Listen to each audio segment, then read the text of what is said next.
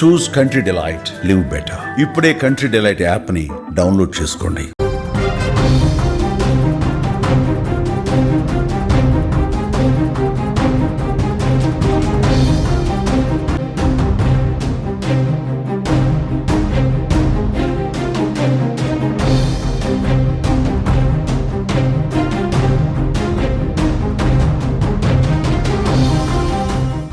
ఎక్కడ అడుగు పెట్టకూడదో అక్కడే అడుగు పెట్టింది. ఏ గడ్డపై దాని ఆనవాళ్లు కనిపించకూడదు అని జనాలు కోరుకున్నారో అదే గడ్డపైకి ఎంట్రీ ఇచ్చేసింది. విశ్వనగరంలో కరోనా కలకలం మొదలైంది. తెలంగాణలో మొదటి పాజిటివ్ కేసు నమోదవగా అది హైదరాబాద్లోనే వెలుగు చూసింది. నిత్యం లక్షలాది జనాభా తిరిగే మహానగరంలో కరోనా కేసు నమోదు కావడం నగరవాసుల గుండెల్లో గుబులు రేపుతోంది. ఇప్పుడు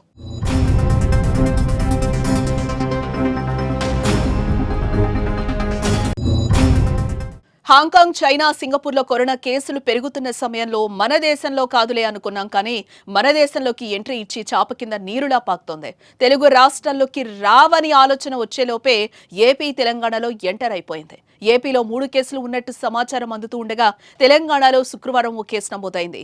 హైదరాబాద్లోని కూకట్పల్లి ప్రాంతంలో ఓ వైద్యునికి కరోనా పాజిటివ్గా నిర్ధారణ అయిందని అధికారులు ప్రకటించారు. గత 2 రోజులుగా జ్వరంతో బాధపడుతున్న ఆయనకు ఆర్టీపీసీఆర్ పరీక్ష నిర్వహించగా పాజిటివ్గా తేలింది. వైద్యుడికి కరోనా రావడంతో ఆందోళన వ్యక్తమవుతుంది. హైదరాబాద్లో మొదటి కేసు రావడంతో గాంధీ ఆసుపత్రి అప్రమత్తమైంది. ఎటువంటి పరిస్థితినైనా ఎదుర్కోవటానికి సిద్ధంగా ఉండేలా 35 పడకలతో కూడిన ప్రత్యేక కోవిడ్ వార్డ్ ఏర్పాటు చేశారు. ఇప్పటికే ప్రస్తుతం దేశంలో 250కి పైగా కేసులున్నాయి. ఎక్కువగా కేరళ, తమిళనాడు, మహారాష్ట్ర, కర్ణాటక, పుదుచ్చేరిలో కరోనా కేసులు అధికంగా ఉన్నాయి. కర్ణాటక రాష్ట్రంలో బెంగళూరులో గత కొద్ది రోజులుగా కరోనా వైరస్ కేసులు మళ్లీ పెరుగుతూ ఉండటం ఆందోళన కలిగించే విషయం. ముఖ్యంగా గత 20 రోజుల్లో కేసుల సంఖ్య క్రమంగా పెరుగుతున్నాయి. ఈ ఏడాది కర్ణాటకలో ఇప్పటివరకు 35 కోవిడ్ కేసులు నమోదయ్యాయి. ఇందులో 32 కేసులు ఒక్క బెంగళూరు నగరంలోనే వెలుగు చుట్టంతో కర్ణాటక ఆరోగ్య శాఖ అప్రమత్తమైంది. ఇలా ప్రధాన నగరాల్లో కరోనా కేసులు అదుపు లేకుండా పెరిగే అవకాశం కూడా కనిపిస్తోంది. అందుకే హైదరాబాద్ ప్రజలు ఎక్కువ జాగ్రత్తలు తీసుకోవాలి.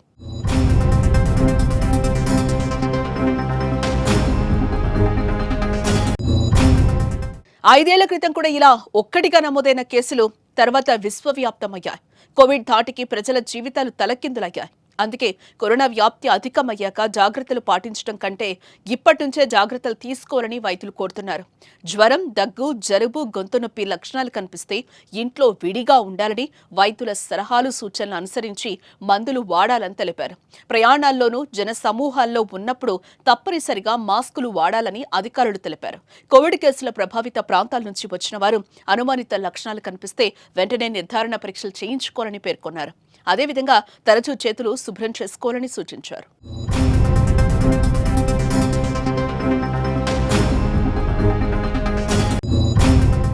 కరోనా కేసులు పెరుగుతున్న నేపథ్యంలో ప్రజలెవరూ భయపడొద్దని, దేశంలో పరిస్థితి అదుపులోనే ఉందని కేంద్ర ప్రభుత్వం చెప్తోంది. అయితే ముందు జాగ్రత్త చర్యలు చేపట్టాలని రాష్ట్రాలకు విజ్ఞప్తి చేస్తోంది.